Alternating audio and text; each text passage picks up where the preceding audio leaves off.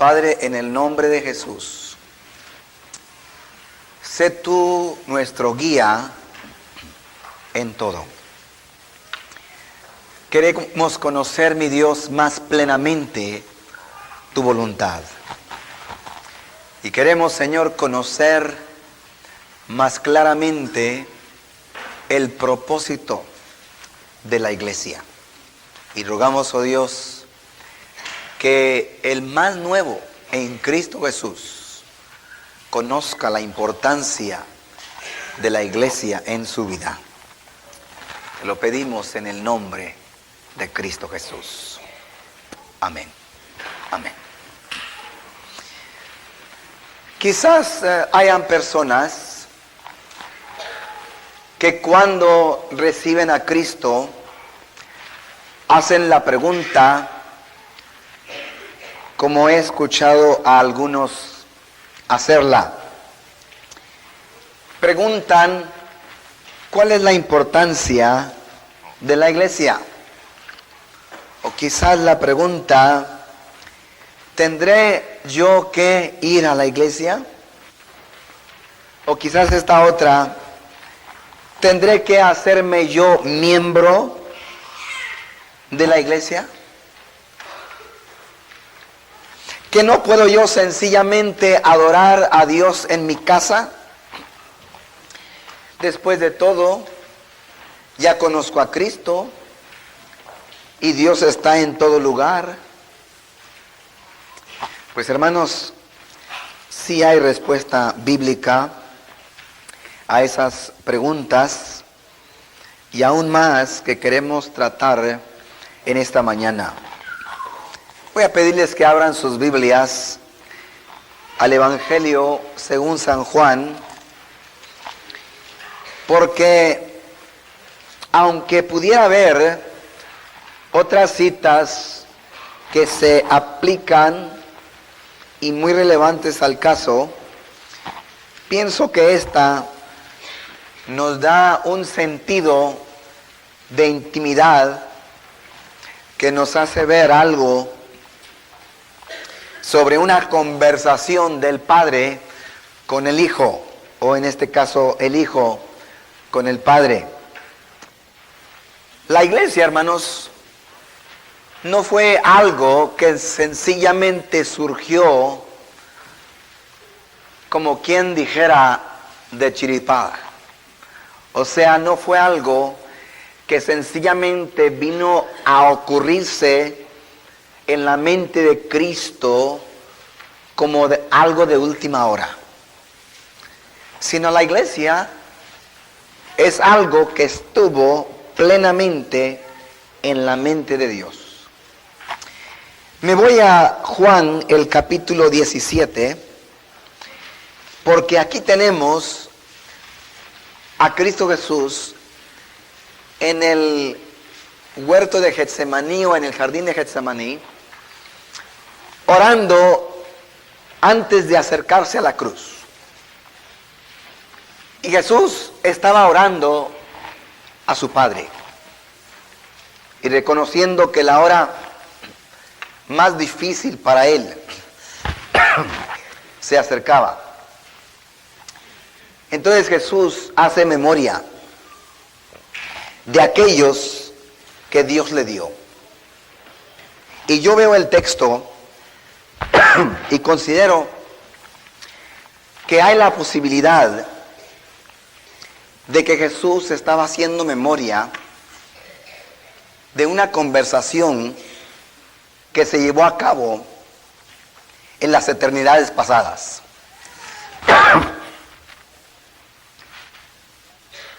Estamos hablando de algo con relación a la iglesia. Si hacemos comparación, por ejemplo, en el libro de Efesios, en el capítulo 5, en el versículo 25, hay ahí mención al amor que un esposo debe de tener por su esposa.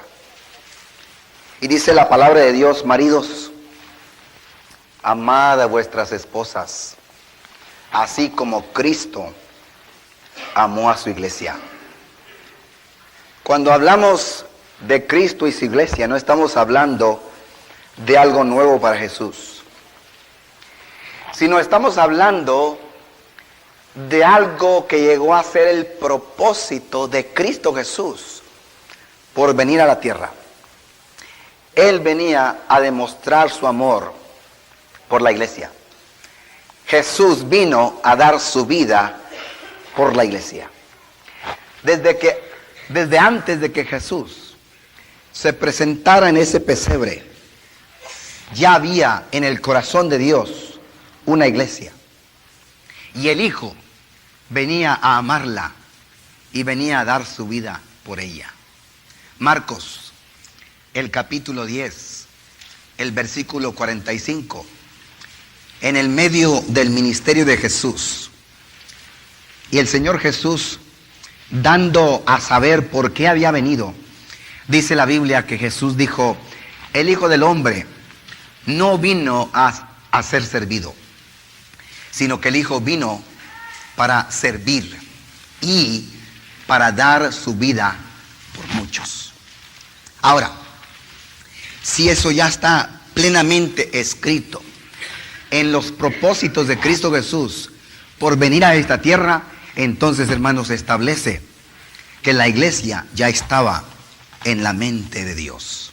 Ahora, si ustedes buscan conmigo el libro de Mateo, el 16, especialmente enfocándonos en el versículo 18, el apóstol Pedro llegó a hacer una declaración de suma importancia.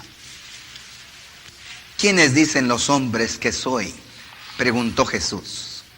Pedro contestó: tú eres el Cristo, el Hijo del Dios viviente. Ahora, veamos, hermanos, que allí en esa frase se está estableciendo la base de la iglesia, la confesión de la iglesia, y aquella por la cual cualquier persona que declare eso de todo corazón llega a ser salvo y llega a ser parte de la iglesia. Pero veamos el pasaje. En Mateo 16, el 18, Jesús ve a Pedro y le dice: en verdad, tú eres una piedra, pero tú eres Pedro, le dice, ¿verdad? Que significa una piedra pequeña. Pero Jesús hace referencia a la confesión que Pedro acaba de hacer. Tú eres el Cristo, el Hijo del Dios viviente. Y Jesús acude a eso. Y Jesús dice: sobre esa roca edificaré mi iglesia, y las puertas del Hades no prevalecerán contra ella. Ahora, hermanos, nos damos cuenta que la iglesia está fundada sobre Cristo. Cristo es el fundamento de la iglesia. Hagan comparación, hermanos, con 1 Corintios, el capítulo 3, el 11.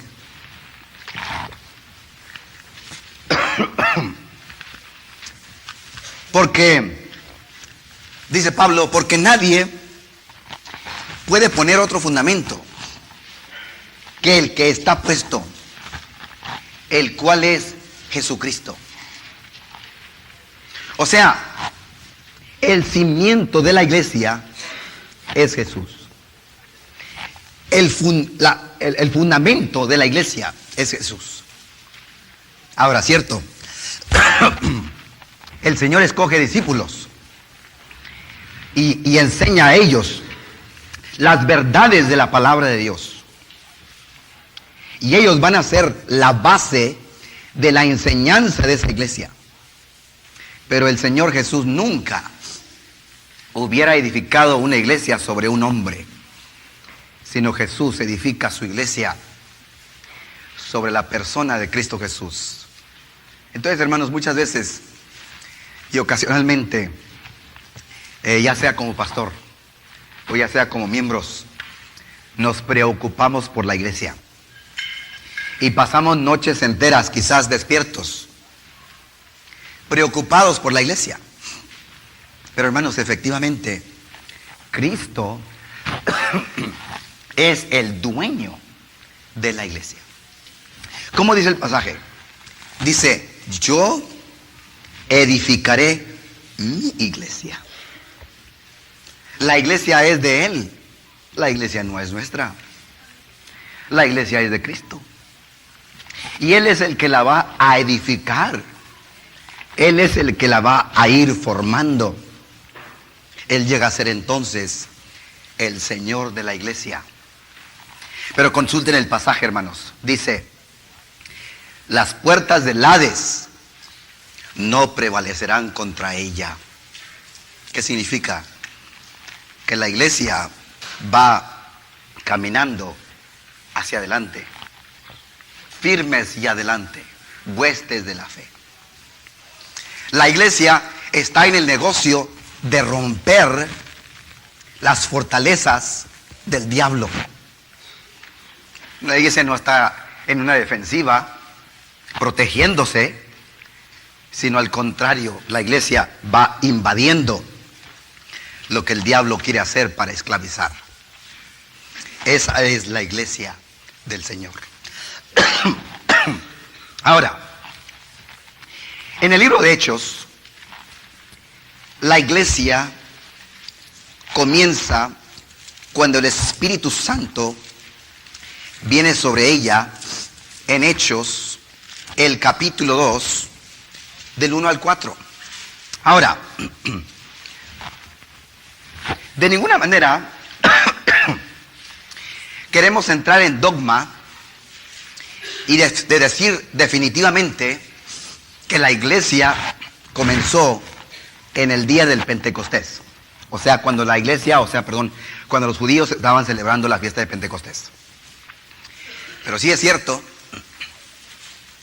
que aunque ya había nacido el concepto de la iglesia en el corazón de los discípulos, y ya había nacido aquel entendimiento y comprensión de la iglesia en los discípulos, no fue hasta este día especial cuando el Espíritu Santo desciende sobre la iglesia y hay cuestiones de distintas personas sobre qué es lo que está sucediendo. Hay la curiosidad de la gente que está preguntando qué es lo que está sucediendo, ya que ha descendido el Espíritu Santo, ya que versículo 4, las personas están hablando en lenguas. ¿Qué es esto? Y Pedro, cuando comienza a explicarlo y llama al pueblo a una comprensión de lo que ha sucedido y llama al pueblo a un arrepentimiento, dice la Biblia que aquel día fueron salvas 3,000 personas. Pero fíjense ustedes cómo el texto lo dice. Ese día fue añadido a la iglesia 3,000 personas. Y así va el texto declarando en el libro de Hechos, y así crecía la iglesia y el Señor añadía a la iglesia aquellos que habían de ser salvos. Entonces, ¿qué queremos establecer? Que en ese día, en esa fiesta de Pentecostés, cuando ha descendido el Espíritu Santo, comenzó la primera iglesia visible en Jerusalén. La iglesia de Jerusalén fue la primera iglesia. Pero quiero establecer dos cosas aquí. Primero, hermanos, el concepto de que Dios quiere que seamos parte de una iglesia local, de una iglesia visible. Y cierto, cada vez que una persona recibe a Cristo Jesús como su Salvador, no importa dónde lo reciba, no importa si lo recibe aquí en el santuario, o si lo recibe en la calle, o si lo recibe por allá en el bosque, en donde esté la persona que reciba a Cristo, Desde el momento que recibe a Cristo, desde el momento que esa persona confiesa a Jesús como su Salvador, desde ese momento esa persona ha llegado a ser parte de la iglesia del Señor Jesús. Decimos, la iglesia del Señor Jesús universal. Pero vamos a aclarar estas cosas porque yo pienso que lo que estamos tratando esta mañana en este caso es algo crucial. Y especialmente es crucial en la vida de esa persona que por alguna razón tiene algo en contra de lo que ha visto como la iglesia establecida o la iglesia como institución. Creo que hasta cierto punto yo pudiera haber sido una de esas personas. Criado en la iglesia metodista, aceptando a Cristo en una iglesia pentecostal, regresando a la iglesia metodista a querer trabajar, vine a estudiar a un colegio bíblico de los hermanos libres y termino en una institución bautista. Ahora, fíjense ustedes, cuando acepté a Cristo y en esos primeros meses andaba yo visitando y se me acercó un siervo de Dios, un hijo de Dios, un miembro de la iglesia, un laico, pero un hombre de Dios que tengo que ahora reconocer que él estaba hablándome con toda sinceridad. En ese tiempo yo pensaba que él era el ignorante y que él era la razón por la cual muchas personas estaban muy decepcionadas con la iglesia. Andaba yo visitando cuando se me acerca a él y me dice: bueno, David, ¿y a qué iglesia asistes ahora? Y le dije: bueno, hermano, hoy, en estos días he estado asistiendo acá, a esta iglesia que está acá.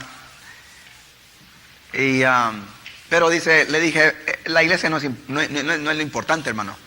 Lo importante es predicar el mensaje y servir al Señor.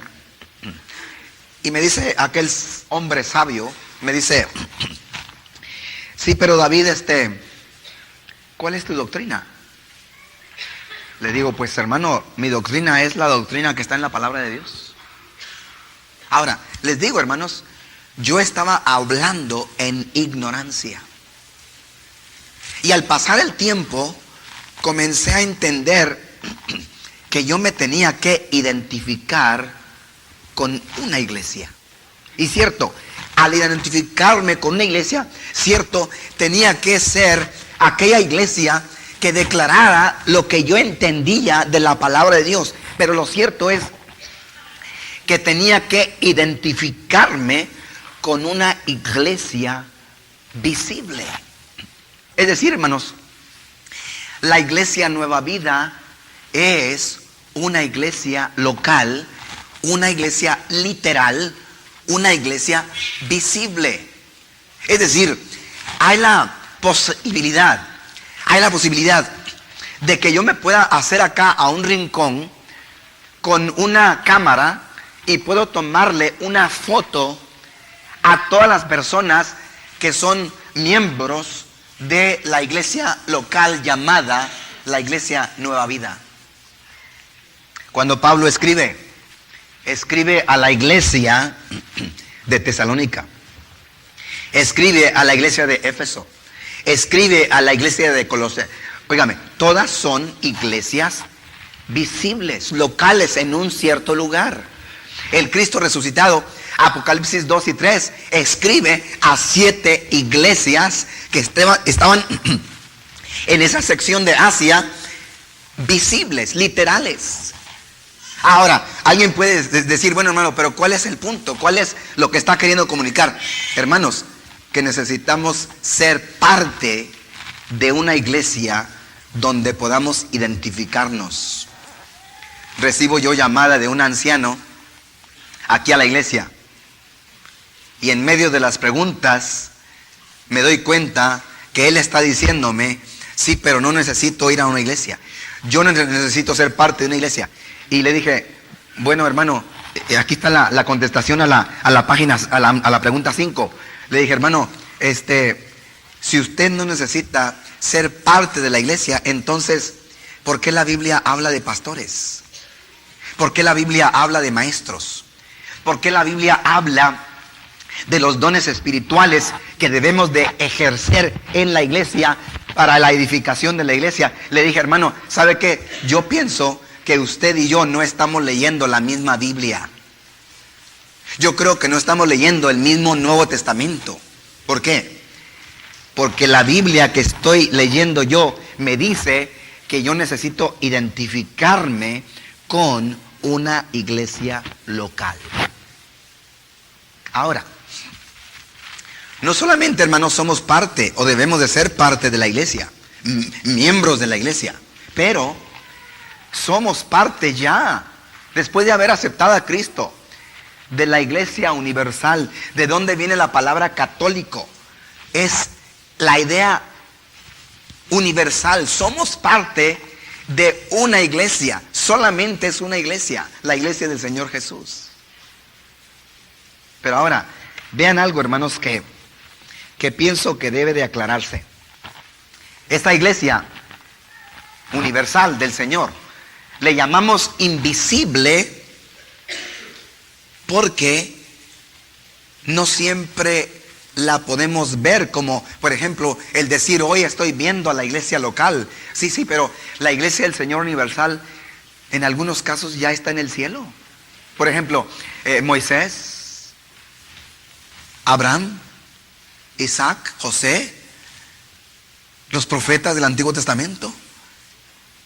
Ya a través de la cruz de Cristo Jesús y lo que Cristo cumplió en la cruz del Calvario, ya estos santos son parte de esa iglesia del Señor Jesús. Los que nuestros antecesores ya son parte de la iglesia del Señor Jesús. ¿Sí? Pero no los podemos ver. Nuestros seres queridos que han muerto últimamente en los últimos años, que pusieron su fe en Cristo Jesús, ellos ya eran parte de la iglesia y aún siguen siendo parte de la iglesia de Cristo Jesús. Pero ¿qué sucede? Están en los cielos. Hablemos de los de la tierra, hermanos. Que no es cierto que esta mañana, este domingo en la mañana, ya por allá en el continente de Australia, ya celebraron a Cristo Jesús, la iglesia del Señor. Nada más que no los podemos ver. En Corea, en Asia, en otros lugares, en México, en América Latina, hay una iglesia reunida. Es parte de la iglesia. Somos parte de una iglesia numerosa. Apocalipsis, el capítulo 7, el versículo 9. Juan vio el panorama de aquellos que se habían acercado al Señor en aquellos últimos días en la presencia de Jesús. Y dice Juan que él vio de todas las naciones, tribus, pueblos, lenguas. Y todos, ¿qué? Hermanos, todos adorando a un mismo Dios a través de la persona de Cristo Jesús. La iglesia representada alrededor del mundo, hermanos, adorando en distintas idiomas. Pero hermanos, como si fuera algo que no necesitara incluirse, les aseguro esta mañana que lo siguiente tenemos que incluirlo. Y es esto, que la iglesia del Señor también está representada en distintas denominaciones. Y déjenme decirle, no lo digo para provocar a nadie, pero sí ocasionalmente se topa uno con un bautista hueso colorado que piensa que los bautistas son los únicos que van a ir al cielo. Hermanos, les aseguro que aquí enseguida tenemos a hermanos en Cristo que aman a Cristo así como nosotros le amamos. Amén. Y no son bautistas, ¿sí? Y no adoran como nosotros adoramos, ¿sí? Y si nos vemos un poquito más allá en las otras cuadras, está una iglesia pentecostal que ama a Cristo con todo su corazón. No quizás tengamos la misma doctrina, pero son de Cristo. Y son hermanos en Cristo Jesús. Y cuando yo los vea en el centro, yo tengo que saludarlo como mi hermano en Cristo Jesús. Y por allá está la iglesia carismática. Y por allá están los luteranos. Y por allá están los episcopales. Y aunque tengan distintos nombres o no tengan, si han confesado que Cristo Jesús es el Señor, son mis hermanos en Cristo Jesús. Hermanos, esa es la iglesia del Señor Jesús. Ahora, Hechos 5, 42. Hechos 20, 20. La iglesia del Señor, hermanos, hace su ministerio a través de dos formas. La iglesia hace su ministerio a través de adoración corporativa, colectiva, en forma público. Óigame, la primera iglesia en Jerusalén comenzó en un aposento, pero todavía hasta la fecha a los eruditos se les hace difícil encontrar un sitio que pudiera tener la capacidad para 120 personas. Han tenido que admitir que quizás era también algún lugar cerca del templo, o tendría que ser en un lugar grande. Porque la iglesia del primer siglo no tenía un templo hermoso como este. La iglesia del primer siglo, óigame, ya cuando usted tiene 3,000 personas que se convierten en un mismo día, y luego a los pocos días o a los pocos meses otros 5,000, y ahí va creciendo la iglesia. O por ejemplo la historia nos habla de un Juan Crisóstomo que predicaba a 80,000 personas. ¿En qué sitio lo va a poner? ¿Qué tenían que usar? Pues tenían que usar algún lugar cerca del templo, tenían que usar algún sitio de mercado, tenían que usar alguna arena, tenían que usar algún estadio.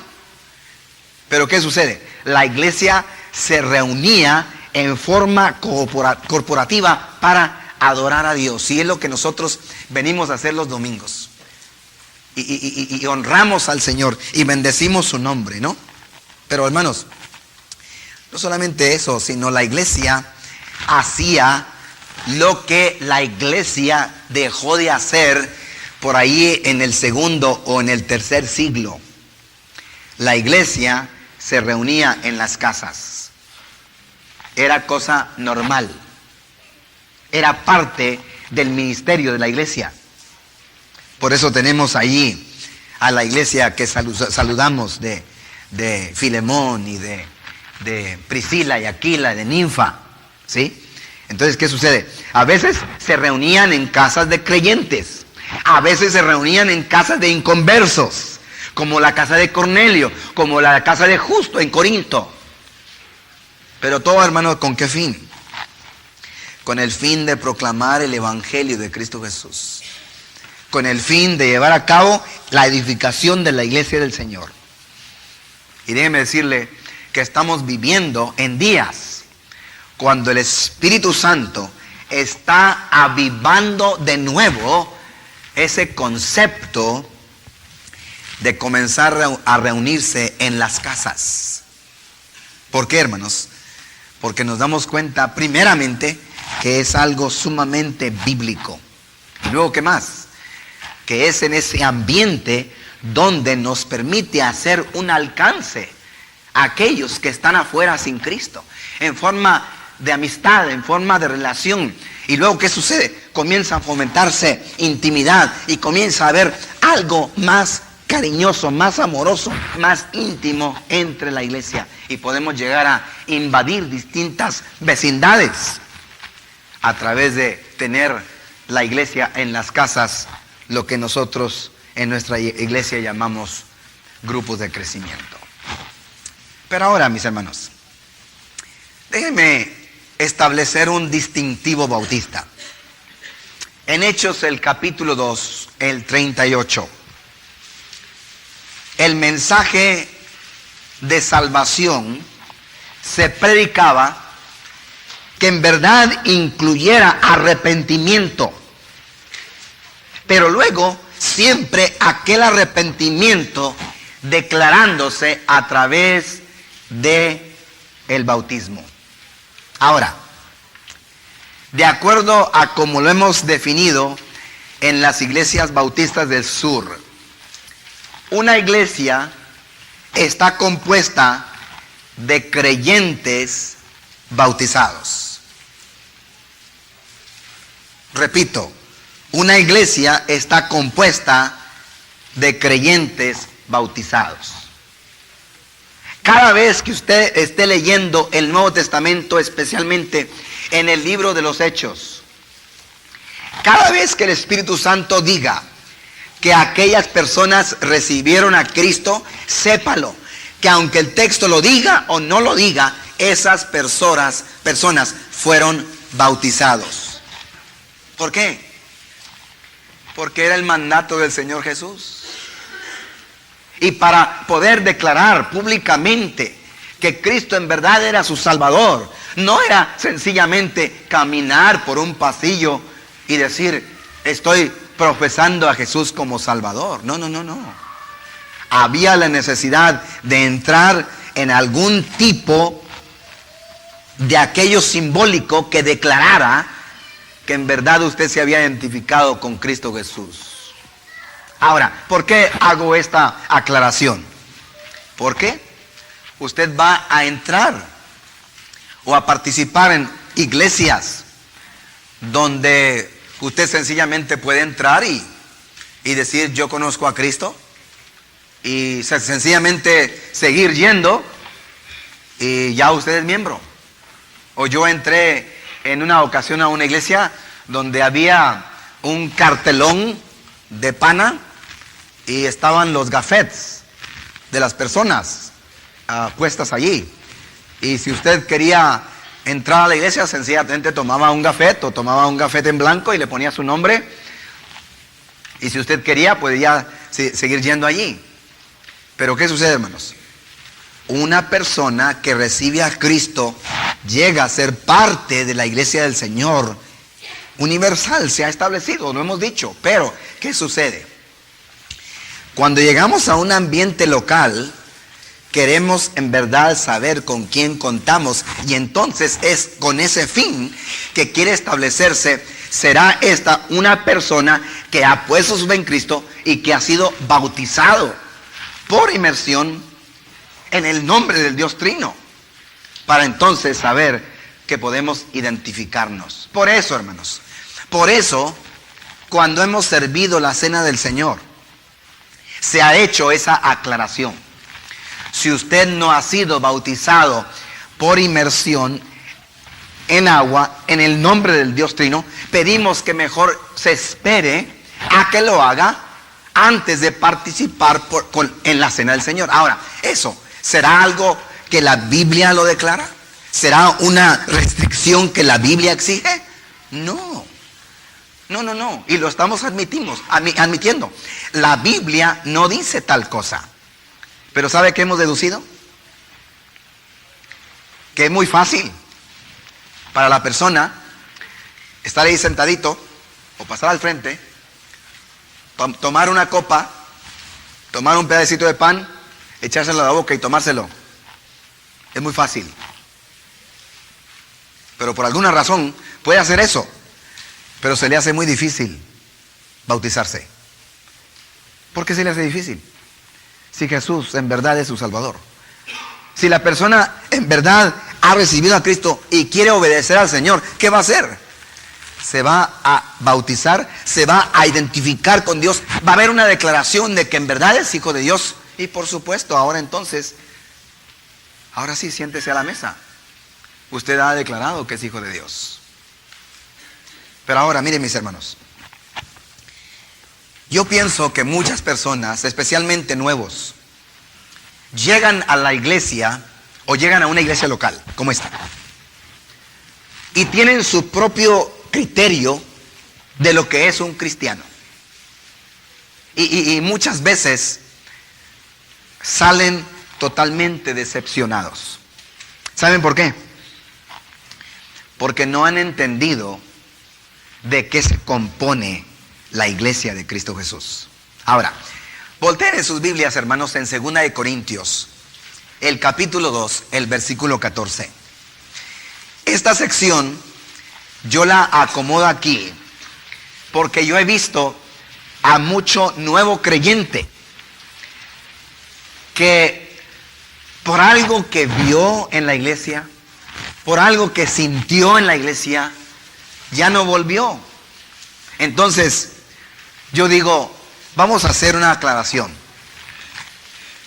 Hay 4 tipos de personas que Pablo menciona que son parte de una iglesia local. Ahora, escúchenme bien, hermanos. 4 tipos de personas que están asistiendo a la iglesia local. No quiere decir que los 4 tipos de personas son hijos de Dios. No quiere decir que esos 4 tipos de personas aman a Dios o están haciendo su voluntad. Pero sí puede ser que esos 4 tipos de personas se identifican como hijos de Dios, o se identifican como miembros de la iglesia, o están anotados en los archivos de la iglesia, o todos fueron bautizados, o quizás son líderes de la iglesia. Todo eso puede ser cierto, pero ¿quiénes son? Vean sus Biblias, hermanos. Primero, Pablo menciona al hombre natural. En la iglesia del Señor hay hombres naturales. Estamos hablando también de mujeres, ¿verdad? Estamos hablando de personas naturales. Ahora, allí no hay que lisonjear a nadie. Ahí no estamos dando un complemento a nadie. El hecho de decir, ay, qué natural eres, ¿sí? Tu cabello se ve tan natural. Ay, me gusta tanto tu personalidad. A mí se me hace que eres tan natural. Parece algo orgánico, parece ecología. No, olvídate. No tiene que ver nada con eso. El hombre natural es el hombre sin Cristo. ¿Qué estamos diciendo? Que hay personas que hicieron todo lo que tenían que hacer para decir que eran cristianos. Todo lo visible, todo lo de la carne. Se acercó una persona, un servicio, oramos con él. ¿Te gustaría recibir a Cristo? Sí, hermano. ¿Tú crees que Cristo Jesús murió por ti? Sí, hermano. ¿Quisieras que orara por ti esta tarde? Te voy a dirigir. No, sí, hermano, sí, por favor. Sí, ore conmigo. Oramos. ¿Tú crees que Cristo Jesús murió por ti? Amén. Yo confieso a Jesús como mi Salvador. Amén. Prepárate a la noche y te bautizamos. Lo tenemos en el bautisterio y del bautisterio dice, hermanos, esta mañana acepté a Cristo como mi Salvador. Amén. Qué bonito. ¿Está bien? Yo lo creo. No me estoy burlando de él, ¿no? Amén, de acuerdo. Pero ¿qué sucede? Pasa el tiempo y no es que, hermanos, no en todos los casos dejan de venir a la iglesia. Oh, sí, hay muchos casos donde, ¿qué le pasó, hermano? Pues dijo que ya el Señor había transformado su vida y ya no lo vemos. No. Bueno, en algunos casos se van, pero en otros casos, hermanos, hasta son más activos. Pero no son adúlteros, no son fornicarios, no son ladrones, no dicen malas palabras, no golpean a sus esposas, ¿sí? No son chismosas. Quería incluir a las mujeres. ¿Usted sabe? Hay lugar para todos. Pero usted los trata y su carácter no ha cambiado. Usted los trata y su temperamento no ha cambiado. Usted los trata y no hay nada que nos una. Y dice usted, pues hermano, que no lo podemos sacar de la iglesia. No, hermano, no lo podemos sacar. Yo creo, por eso el Señor dijo que los espinos van a crecer con el trigo. Nomás tenemos que orar. Que se muera o que el Señor la saque, pero no. Hombres naturales. Hermanos, me explico. Yo estoy hablando al nuevo creyente. Usted acaba de recibir a Cristo y ya se topó con uno de esos. Dele quebrada. Es un hombre natural. Necesita a Cristo. Ore por él. Otra, espirituales. Uy, qué lindos. Necesitamos más de ellos. Amén. Personas enamoradas de Cristo. Personas que oran, personas que leen su Biblia, personas que crecen, personas que cantan y alaban. ¿Por qué? Porque estos vienen a madurar la iglesia. Estos son los protectores de la iglesia. Estos son los que el Señor usa para edificar la iglesia. Qué lindos, ¿no? Dice la Biblia, nadie los juzga, sino ellos pueden discernir todas las cosas. Gloria a Dios. Y luego hay niños en Cristo. 1 Corintios 3, así, implicado en versículo 1. ¿Quiénes son los niños de Cristo? Pues los que acaban de aceptar a Cristo. A veces hacen cosas raras, dicen cosas raras, vienen y dan su testimonio y dicen una doctrina totalmente torcida. ¿Y qué hacemos? ¿Se los dejamos pasar? ¿Nos lo llevamos al café? ¿Sí? Estilo Priscila y Aquila con Apolo. Es como un niño, hermanos. Lo sentamos al chiquito. No sabe comer, pero queremos que comience a comer arroz y lo sentamos y le damos su cucharita y la sopera ahí o algo y la tacita y tira más arroz afuera y decimos, ay qué lindo, ya está comiendo mi hijo. Pues así es con los niños en Cristo, ¿no es cierto? Les ayudamos a crecer y nos gozamos que el Señor está salvando vidas y hay muchos en esta mañana así, gloria a Dios. Pero luego, hermanos, peligrosos. 1 Corintios 3, del 1 al 3. Dice Pablo, no solamente pude hablarles como niños, sino como a carnales. ¿Por qué? Porque hay envidias, disensiones entre ustedes. Sois carnales. Hermanos, el carnal es peligroso a la iglesia del Señor. ¿Sí? ¿Saben qué es este? Hermanos, vamos a subrayar la palabra creyente. Estamos hablando de un cristiano. Aceptó a Cristo, pero está teniendo problema deshacerse del equipaje del viejo hombre. ¿Sí? Todavía se da sus resbalones por allá. Pero dice, no, es que ya acepté a Cristo, hermano. Y hermanos, en muchos casos es verdadero, es real. ¿Sí? Y esta persona, como se ha dicho, quiere tener el pie en el mundo y quiere tener el pie en la iglesia. ¿Sí? Hermanos, hemos tenido a inconversos que andaban en las borracheras y llegan a nuestra iglesia y encuentran a Cristo y luego voltean allá y dice, oiga hermano, mire, me gozo tanto que él está viniendo a la iglesia. Le digo, no, él siempre ha venido. ¿De veras? No, le digo, él tiene como unos 10 años de ser miembro de aquí. ¿De veras? Pues tendrá un gemelo, porque yo vi a otro cuate ahí en el club nocturno que se parecía mucho a él. Hermanos, ¿qué dice la palabra? Son carnales, peligrosos. ¿Saben por qué? Porque son tropiezo a la iglesia del Señor. Hermanos, hay personas que no han vuelto a la iglesia y saben que han dicho, si esa persona va a su iglesia y es miembro, yo no quiero saber nada de su iglesia, porque es mentira. Si le han llamado a la iglesia compuesta de hipócritas, esos son. A mí no me echen la hipócrita, no, échese la S. Ahí está el hipócrita. Por eso cuando a mí me dice alguien, hermano, pues yo no voy a su iglesia porque tiene muchos hipócritas, le digo, sí, yo los conozco también. Ahí están. Y peligrosos también, ¿por qué, hermanos?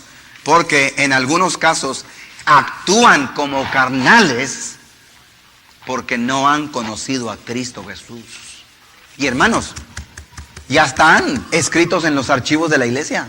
Ya son miembros, ya se bautizaron, ya cantan en el coro. Pero ¿qué pasa? Nadie está orando por su salvación. ¡Qué peligro para esa persona que se vaya al infierno sin Cristo Jesús!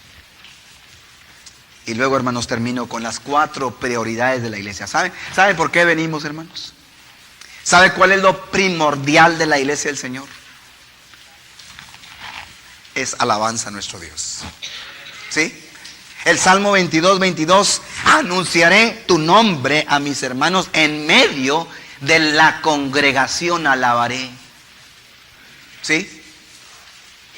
Y lo podemos hacer a nivel corporativo así en el templo o lo podemos hacer en los grupos de crecimiento.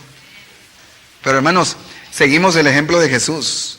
Jesús tenía como su meta, su propósito primordial, todo lo que hacía era para que el Padre recibiera toda la honra y toda la gloria. Hermanos, prepárense cada domingo para adorar a Dios. Yo no vengo a ver quién me va a ver. Yo no me pongo algo para que me vean. Yo vengo a adorar a Dios.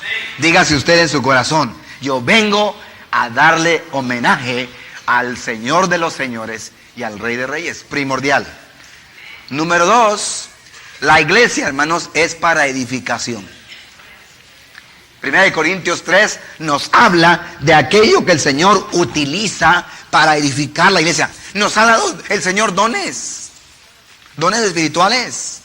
¿Para qué? Para que participemos en edificar la iglesia del Señor. Hebreos 10:25.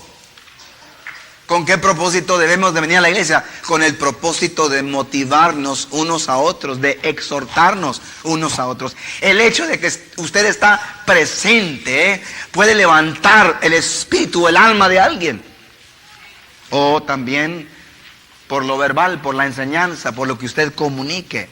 Pero está la enseñanza allí, la edificación del cuerpo. Y luego tercero, hermanos, sí quiero que volteen a Efesios, el capítulo 4, el versículo 11 y 12. ¿Por qué? Porque también participamos en la iglesia para ser equipados. Mire usted lo que Dios dio a la iglesia. Le llamamos en estudio dones de oficina, apóstoles, profetas, evangelistas y pastor maestro. Los apóstoles ya establecieron el fundamento de la iglesia, primer siglo. Los profetas están predicando la palabra de Dios. Los evangelistas, Dios los está usando para ganar almas para Cristo. Pero no solamente eso, veamos lo que sigue después de mencionar pastor maestro. Pastor maestro, ¿qué quiere decir? Que el pastor debe de enseñar a la iglesia. Hermanos, déjeme decirle algo que sea muy contrario quizás a esta tradición.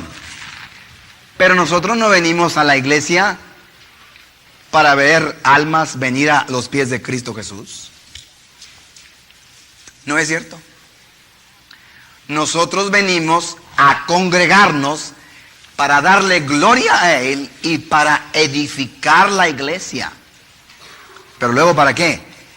Para recibir la herramienta que necesitamos. ¿Para qué? Para la obra del ministerio. Mire usted lo que dice el 12. Después de mencionar las cuatro categorías, dice el 4:12, dice, a fin de perfeccionar a los santos para la obra del ministerio, para la edificación del cuerpo de Cristo Jesús. O sea, hemos venido para que se nos prepare, para que se nos equipe, para que se nos dé la herramienta que necesitamos. ¿Para qué? Para que así podamos hacer la obra del ministerio, no importa qué ministerio sea. Y hermanos, uno de esos ministerios tiene que ser evangelismo. Cuarta prioridad de la iglesia. La iglesia, hermanos, es el baluarte del evangelio. Es el pilar del evangelio. Es decir, de aquí tiene que salir el mensaje de salvación. Quizás no veamos a nadie en un domingo entregarse a Cristo. Pero ¿qué sucede? Salimos de aquí para ser testigos de Cristo Jesús a donde vayamos. Y muchas almas van a venir a los pies de Cristo Jesús. Por eso nosotros participamos en la obra misionera y de aquí salen las ofrendas a mantener la obra misionera a través del mundo. Todo sucede, ¿por qué, hermanos? A través de la iglesia del Señor. Déjenme decirles, si hubiera una persona que me dijera a mí, hermano, yo ya soy de Cristo, pero yo no veo la importancia de ser miembro de la iglesia. Hermano, yo le tuviera una lista y decirle, ¿por qué? debe de ser parte de una iglesia. Hermanos, el compromiso es que seamos parte activo o activa de una iglesia del Señor, ¿sí? Y es la invitación que yo daría a cualquier persona que ya recibió a Cristo Jesús. Si no ha sido bautizado, pues declárelo. De su testimonio, declare públicamente en el agua del bautismo que usted es de Cristo Jesús. Y así decimos, órale, vamos a participar en la iglesia. Hermanos, somos parte de una iglesia triunfante y victoriosa. Que el Señor bendiga su iglesia santa. Vamos a orar. Padre, gracias te damos. Gracias te damos por tu palabra. Gracias te damos, Señor, por el privilegio que nos das de ser parte de la iglesia de Cristo Jesús. Rogamos, oh Dios, que así en ella nos encontremos fiel a ti. Señor, dirige nuestros pasos.